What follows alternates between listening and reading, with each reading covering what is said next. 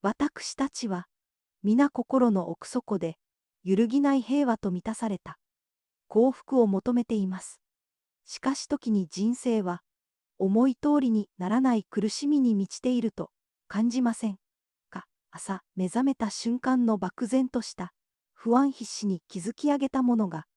崩れる虚しさ、そして愛する人との別れ、これらは私たち人間にとって避けられない現実のように思えますでは。この人生の根本的な苦とは一体何なのでしょうか。そしてそこから完全に解放される。今から2500年以上前、古代インドに生きた一人の王子ゴータマ・シッダールタは、この普遍的な問いに対する明確な答えを見出しました。彼が私たちに残した教えは、単なる宗教的ドグマではありません。それは、人間の苦しみの原因を科学的に診断し、その根絶のための具体的な実践方法を提示する極めて論理的かつ実用的な哲学体系です。それが、仏教の根幹をなす4つの聖なる真理、すなわち。この動画では、人類の歴史上最も深く苦を分析した、この仏陀の教えを現代の私たちが抱える悩みや最新の心理学的知見と照らし合わせながら、徹底的に深掘りしていきます。私たちは、苦を単なる痛みとして捉えるのではなく、人生の根本的な不満足さというより、広い視点から捉え直します。そして、その苦の根源である執着のメカニズムを解き明かし、究極の自由である涅槃へと至る具体。仏陀の教えは、私たちが外界に救いを求めるのではなく、自身の内面にある真実を見つめるよう促します。真実とは、私たちの身の回り、そして私たち自身の心の働きの中にこそ存在していると教えは語ります。この教えを学ぶことは、自分自身の心の現象を詳細に観察する主観的で、現象学的な探求に他なりません。私たちは、苦しみから目を背けるのではなく、苦しみを通して世界。私たちが今、この瞬間も感じているかもしれない、漠然とした不安や満たされない感覚、これこそが、仏教で憂苦の最初の側面ですでは。なぜ私たちは、これほどまでに豊かな世界に生きながら常にどこか、満たされない感覚を抱えているのでしょうか。その答えを仏陀は、4つの聖なる真理として提示しました。その診断は、まるで優秀な医師が患者の症状原因治癒の可能性、そして治療法を順序立てて示すかのようです。この仏陀の教えは、人生の苦しみを単に運命や偶然として片付けません。それは原因があり解決策があるという明確な立場を取ります。苦しみの構造を理解すること、それが解脱への第一歩です。これから私たちは、4体の各段階を丁寧にたどり、その一つ一つが現代社会を生きる私たちにどのような深い洞察を与えてくれるのかを見ていきます。特に現代人が陥りやすい自己中心的な欲求や物質的仏陀、すなわち目覚めた人釈迦の教えを理解するためには、彼が生きた時代の背景、そして彼自身の求道の旅を知る必要があります。ゴータマ・シッダールタ王子は、紀元前5世紀頃、インド北部の裕福な釈迦族の王族として生まれました。彼は、老いること、病になること、そして死ぬことという人間の3つの根源的な恐怖から遠ざけられ、宮殿の中で贅沢な生活を送っていました。しかしある日、彼は宮殿の外でこの光景は彼にとって耐え難いものでした。彼は自らが享受している安楽もやがては無常の法則によって崩れ去ることを悟ります。そして彼は苦しみの根源を探るため29歳で全てを捨て出家という道を選びます。これは世俗的な欲望や地位を完全に手放すという究極の出離種、釣りの行為でした。当時のインドでは、苦行こそが精神的な解放へとつながると信じられており、知ったあるたもま。しかしこれらの極端な苦行は、彼を衰弱させただけで、真の悟りをもたらしませんでした。彼は、ここで重要な発見をします。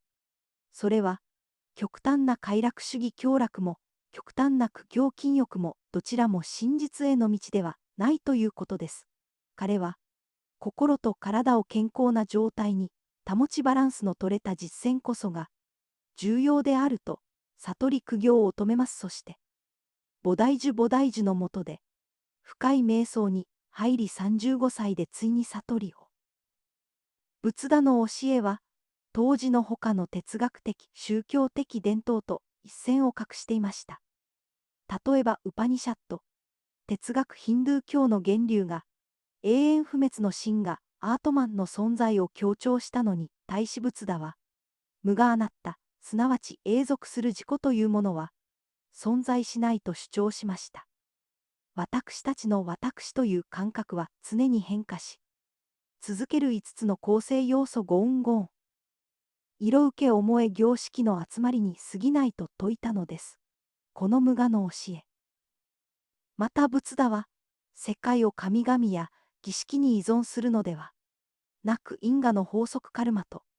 無常アニッチャという普遍的な自然の法則によって動いていると捉えました。彼の教えは形事上学的な議論宇宙の始まりはどうか神は存在するのかを避け、ひたすら今目の前にある苦しみをいかに立つかという実践的な側面に焦点を当てました。仏教は苦しみを単なる運命として受け入れるのではなく、自らの内面を厳密に。この仏陀が発見した中道、すなわち極端に走らないバランスの取れた道こそが、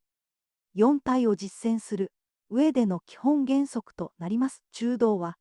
自己否定や自己懲罰に陥ることなくかといって、世俗的な快楽に溺れることもない賢明で、持続可能な実践の道を示しているのです。この中道の精神は、私たちが八正道を実践する際にも常に中心となるべきものです。私たちは、この霊性で体系的な仏陀の教えの核心で、ある四体を順番に詳しく見ていきましょう。四体とは、躯体、実体、滅体、動体の4つです。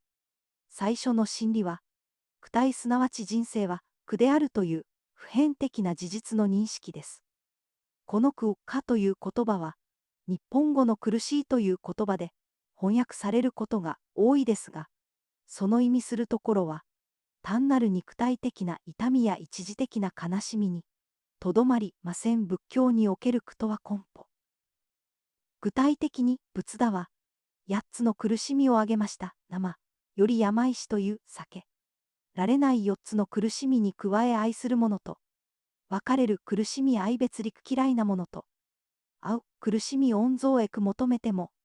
られない苦しみ窮不徳苦、そしてゴーンすなわち自己を構成する要素に執着する苦しみゴーン上苦です。重要なのは窮不徳苦です。私たちは自分の望む状況を望む人間関係望む地位を追い求めますが、世界は常に変化。ここで現代的な分析が重要になります。私たちが経験する苦しみの多くは、物理的な痛みではなく、精神的な解釈から生じているという点です。例えば、転んで足を怪我する第一の矢のは、避けられませんがなぜ、私がこんな目に遭うのか。これは、ひどい私は不幸だと、その痛みに自己憐憫や怒りという第二の矢を付け加えるのは、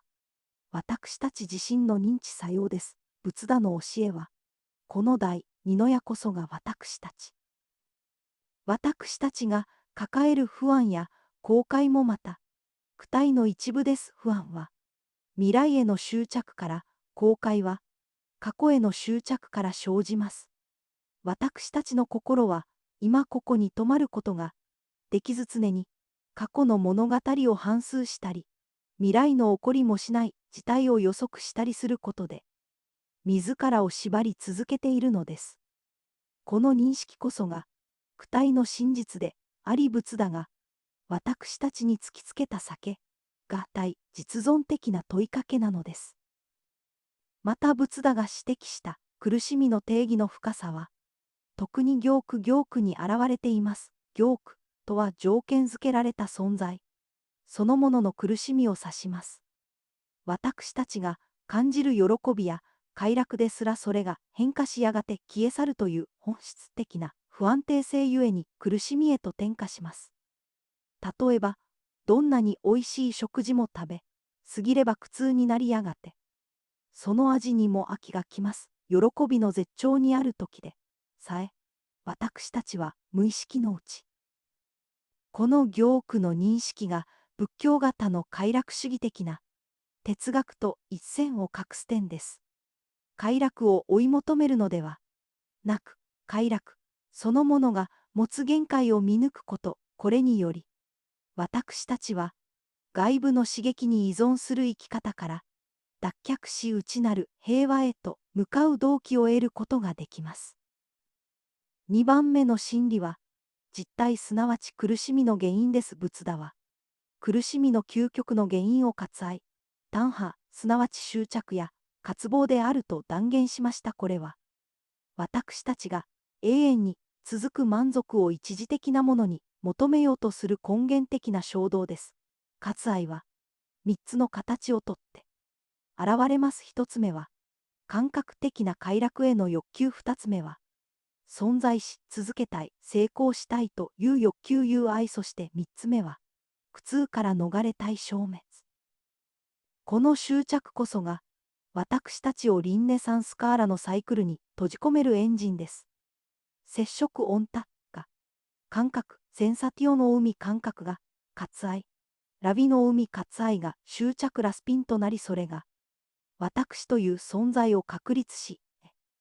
庶民最終的に苦しみスフェリネとつながるという連鎖的なメカニズムが働いています。実体の確信は、苦しみの責任が外界ではなく、私たち自身の内面、すなわち自己中心的な欲求の。現代社会における実体の解釈は、極めて示唆に富んでいます。例えばデジタル機器やソーシャルメディアへの依存は、まさに感覚的な快楽への割愛と、自己の存在証明への割愛が融合したものです。通知音が鳴るたびに、私たちは一時的な快楽を得ますが、それはすぐに消え次の通知を渇望します。また、他者との比較による自己評価承認欲求は、友愛の苦しみを生み出します。私たちがなぜ執着してしまうのかというと、それは根本的な無知やビジャがあるからです。私たちは世界と自己が無常で無我であるという真実を知らず永遠に存在する。私が永遠に続く幸せを外部に求めることができると錯覚しているのです。この無知という暗闇こそが、貪欲怒りそして名妄という三つの毒の炎を燃え上がらせる原因となります。また、割愛単派は、単なる欲望ではなく喉の渇きのように満たしても、満たされない根源的な欠乏感から生じる喉の渇きです。この渇きは、私たちが自己と他者世界を分離したものとして、捉える二元性の思考パターンから生まれます。私が欲しい、私が嫌だという強烈な二元論的な判断が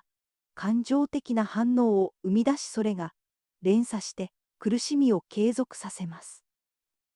国割愛の中でも友愛すなわち存在し続けたいという欲求は、私たちのエゴの強化へとつながります。私たちは自分の意見が正しいと証明しようとしたり、自分の地位を守ろうとしたり、過去の栄光にしがみついたりします。これらは、すべて一時的な私という概念を永遠化しようとする無駄な努力であり、この努力が尽きるとき苦しみが生じるのです。仏陀の教えは、このしがみつく力を緩めることでくる。3番目の真理は、滅体すなわち苦しみの完全な停止です。仏陀は、苦しみは原因によって生じるのだから、その原因である割愛を完全に滅すれば、苦しみもまた滅すると説きました。この状態が涅槃ニルバーナです。涅槃とは吹き消すことを意味し、具体的には、割愛や執着そして三毒の炎が完全に消滅した状態を指します。それは、何かに執着し何かを避けようとする内なる葛藤が完全に消えた状態です。涅槃は死後の世界や天国といった形而上学的な場所ではありません。それは今ここで到達可能な心の状態意識のあり方です。涅槃に到達した人は外界の現象に心を乱されることがありません。彼らは無常の現実をありのままに受け入れ自己の存在が粗楽、すなわち独立した実体を持たない相互依存の関係性であることを悟ります。涅槃は無や消滅と誤解されがちですが、むしろそれは条件付けられた素。涅槃の実現とは、すなわち永遠に続く自己言及的なニーズのパターンを断ち切ることです。私たちは、常にこうあるべきだという概念的な自己像にとらわれ、その自己像を満たすために渇望し、続けます涅槃は、その概念的な自己の構築性を見抜くことで、心が外部の条件から完全に自由になることを意味します。愛も憎しみも執着という炎によって初めて生じます。その炎を消すことで、私たちの心は4番目の真理は、動体すなわち苦しみを滅する道です。仏陀は、滅体ニルバーナを実現するための具体的な実践方法として、八聖道8つの正しい道を説きました。八聖道は、単なる道徳律ではなく、知恵、般若、戒律自戒、精神統一、禅定という3つの側面を統合した全人的な修行体系です。八聖道の最初の2つは、知恵プラジュニャーに関わる要素です。この知恵は、単なる知識ではなく、物事のありのままの姿を見抜く洞察力です。この洞察力がなければ、私たちは常に幻想に騙され、続け、誤った目標に執着してしまいます。正見は、すべての修行の土台となります。次の3つは、倫理的な行動シーラに関わる要素です。倫理的な行動は、心の乱れを防ぎ集中力を高めるための土台となります。心が静かでなければ、深い瞑想に入ることはできません。この戒律は、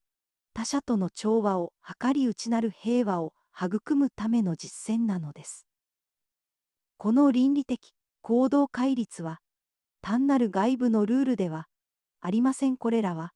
心の平穏を保つための実用的な手段なのです。例えば正語、正しい言葉を実践することは、他者との関係を修復し、信頼を築くだけでなく、私たち自身の心の中で、摩擦を生み出すことを防ぎます。嘘や悪口を言うたびに、私たちの心には、緊張罪悪感そして、防御的な感情が生まれます。これらの感情的なノイズは、倫理的な生活を送ることは、カルマ号の法則に基づいています。私たちのすべての意図言葉行動は、原因と結果の連鎖を生み出し未来の経験を形作ります。健全な行為前後は、未来の幸福な状態への条件を生み出し、不健全な行為悪号は、未来の苦しみの条件を準備します。したがって、戒律の遵守は、より良い来世のためだけでなく今、この瞬間の心の状態を清らかに保つための最も直接。最後の3つは、精神的な鍛錬サマーディに関わる要素です。少年と聖帝は車の両輪のように機能します。少年は心がさまようのを防ぎ、機能聖帝は心を安定させる実体力となります。この精神的な訓練を通じて初めて、私たちは苦しみの根源である無知を打ち破る真の洞察を得ることができるのです。八聖堂は単なる羅列ではなく相互に補強し合う統合的なシステムです。正しい見解がなければ、正しい努力も無駄になり、正しい努力がなければ、心を集中させることもできません。この動態こそが、仏陀が私たちに残した苦しみの海を渡り涅槃という彼岸へとたどり着くための唯一無二の羅針盤なのです。仏陀の教えは単に古代の宗教哲学として片付けられるものではありません。その洞察は2500年後の現代社会を生きる私たちの心理的、倫理的な問題に深く響きます。仏教の分析モデル、特に4体の構造は現代の認知行動療法理やマインドフルネス認知療法の基盤と驚くほど類似していますが、感情的な苦痛は出来事そのものよりもその出来事に対する私たちのか。これはまさに仏陀が説いた第二の矢の概念と一致します。第一の矢痛みは避けられないが、第二の矢自己批判や過剰な心配は認知の歪みによって作り出されると、特に少年マインドフルネスは現代の精神医学やウェルビーイングの分野で最も注目されています。少年の実践は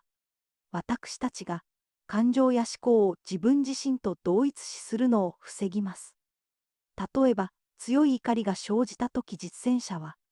私は怒っていると同一視するか。思考や感情を雲のように通り過ぎるものとして見ることで、私たちはその感情に支配されることなく、静かな空のような意識の状態を取り戻すことができるのです。この非同一化のプロセスは、脳の扁桃体ストレス反応を司る部位の活動を低下させ、前頭前野集中力と判断力を司る部位の活動を高めることが、近年の神経科学によって示唆されています。仏陀の教えは、2500年も前に私たちが苦しむ根本原因は、永続する自己と永遠に続く幸福を信じるという存在論的な誤りにあります。現代社会は消費や地位によって私という固定されたアイデンティティを確立しようと促しますが、仏陀は無があなった、すなわち永続する自己は存在しないと看破しました。私たちの自己とは常に変化し続けるプロセスで、あり5つの構成要素五運の刹那的な集まりに過ぎません。この無我の教えを理解することは、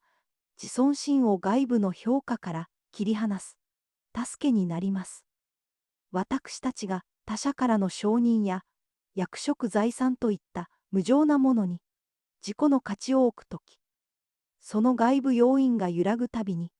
私たちは激しい苦しみに襲われます。しかし自己が固定されたものではないと悟れば、外部からの評価に一喜一憂することなく、内発的な価値に基づいた揺るぎない独立した人格を築くことができるのです。また無常アニッチャの真理は、悲しみや喪失を乗り越える上でも極めて重要です。愛する人との別れや大切なものの喪失は避けられない苦しみ第一の矢です。しかしその喪失が永遠に続くべきだったものという物語に執着するとき、苦しみは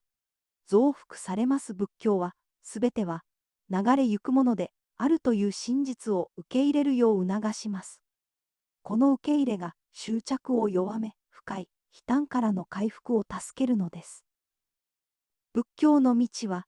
単なる自己解放アーラハットにとどまりません。特に大乗仏教では、菩薩の理想が強調されます。菩薩とは、自らが涅槃に入ってもすべての衆生が苦しみから解放されるまで、涅槃に入ることを留保すると、誓う無限の慈悲カルナーを持つ存在です。苦しみの普遍性を深く理解したとき、そこから、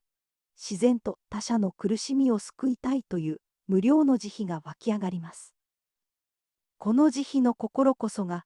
私たちが涅槃を実現した後も、世俗に止まり、積極的に関与する理由となります。真の解放は、孤独な撤退ではなく知恵と慈悲の統合です。無我を悟る知恵ことで、他者との分離感が消えすべての存在の苦しみが、自分の苦しみとして認識されます。この認識に基づいた行動は、もはや自己のためという執着から生じるものではなく、純粋な利他心から発するため、新たなカルマを生み出す。仏陀の教えは、現代社会における倫理的なジレンマ、特に自己の利益と社会全体の福祉とのバランスに対する深い洞察を与えます。まず、自己の内面に平和を見出すこと、自利それがなければ、他者を助けるスキル方便も持てません。そして、その平和を他者に分け与えること利他。この二つが一体となったとき、私たちは真の意味で苦しみのサイクルを断ち切ることができるのです。私たちは、仏陀の教えの核心である四体と、解脱への道筋を深く探求してきました。この旅を通じて得られた最も重要なメッセージを今一度整理しておきましょう。仏陀の教えの核心は、苦しみは避けられない運命ではなく、克服可能な心の病であるという診断です。第一に、苦しみの普遍性の需要です。生より病死に加え、愛別陸や温蔵益といった人生の不満足さを直視すること、これが解放への第一歩です。苦しみから目を背けるのではなく、それを客観的な事実として受け入れることが知恵の始まりです。第二に、原因への徹底的な分析です。苦しみの源は外部の環境ではなく、私たちの内面にある割愛、単派すなわち永遠に続かないものへの執着と無知であると特定されました。この執着こそが、私たちの心に第二の矢を放ち続けるメカニズムです。第三に、涅槃の実現可能性です。割愛を完全に滅することで、苦しみは完全に止むイロダ涅槃とは、この炎が吹き消された無限の平和と自由の状態であり、それは今この瞬間にも私たちの意識のうちに存在している究極の現実です。第四に、実践へのコミットメントです。涅槃への道は、知恵倫理精神統一を統合した八聖道という具体的で体系的な実践によって実現します。特に少年マインドフルネスは、私たちが割愛に反応する瞬間を捉え、執着の連鎖を断ち切るための最も強力なツールとなります。仏陀の教えは、私たちに何を信じるかではなく、どのように生き、どのように実践するかを問うています。涅槃とは、外部から与えられる報酬ではなく、自己の心の内側で発見される究極の真実なのです。この仏陀の教えは、特に競争が激しく情報過多な現代日本社会において、非常に切実な意味を持ちます。現代人は、素を通じて他者からの承認や評価いいねを絶えず求めます。これは、友愛の一種であり、自己の価値を他者の反応という無常な外部要因に依存させることで、絶え間ない不安と苦しみを生み出しています。仏教の教えは、この自己言及的なニーズを手放し、自己の内なる静けさから価値を見出すことの重要性を示しています。また、日本社会では、しばしば過度な努力や気欲的な働き方が美徳とされますが、これは、時に自己をすり減らす極端な苦行となり得ます。仏陀の中道は、単なる怠惰ではなく、結果への執着を手放した上での健全で、持続可能な努力性精進を推奨します。これは、現代のバーンアウトや過労に対する賢明な解毒剤となり得ます。地震や経済変動など、予測不可能な事態が多い現代において、未来への不安は尽きません。この不安は、未来に対するコントロール欲求という執着から生じます。少年、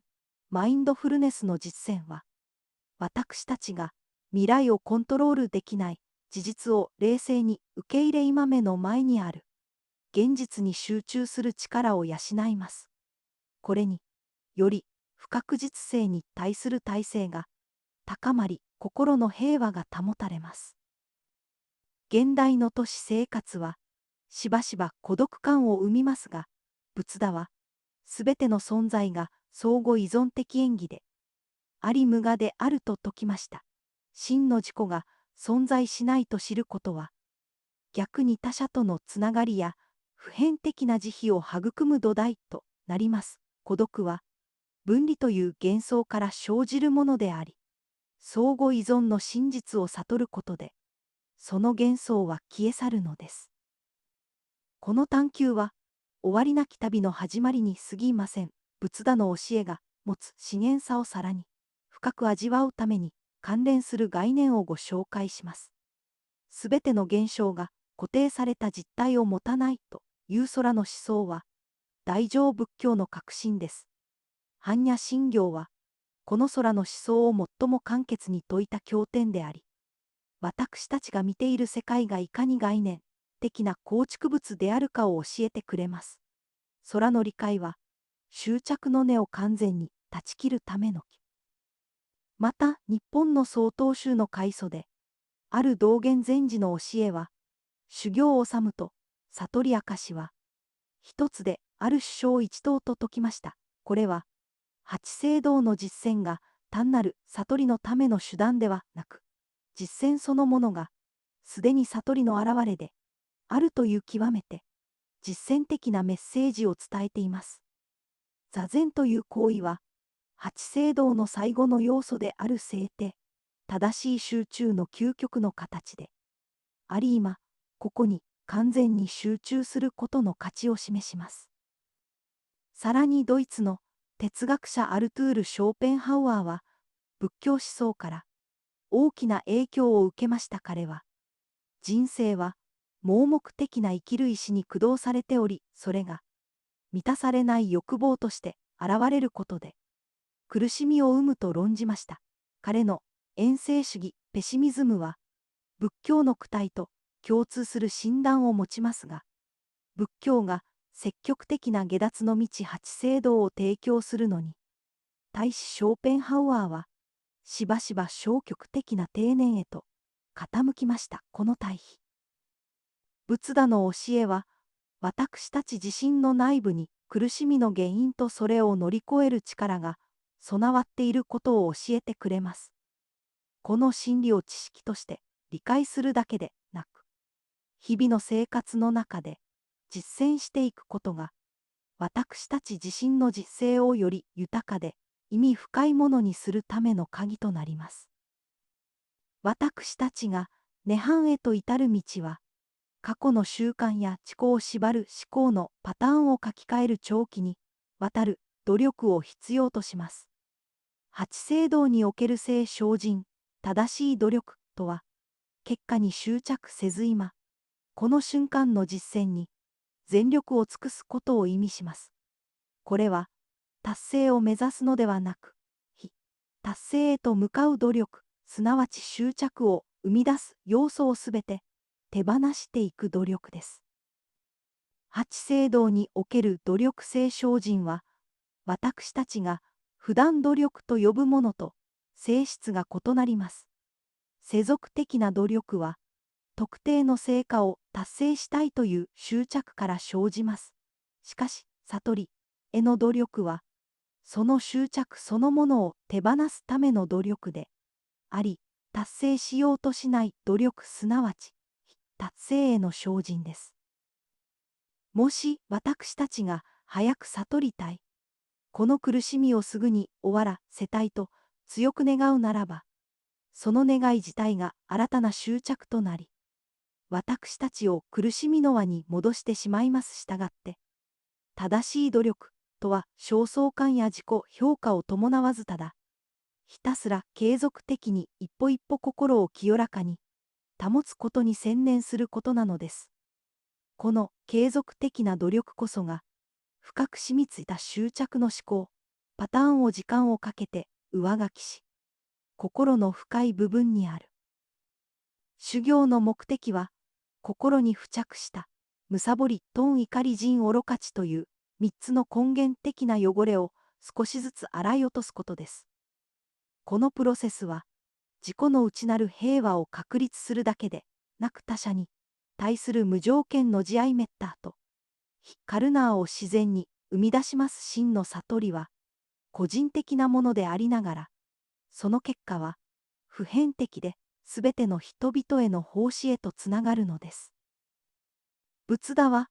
私たちにあなた方自身が、自らの主人でありなさいと説きました。誰もが仏陀となる可能性仏性をもって折し仏陀は、道を示すだけで、実際に、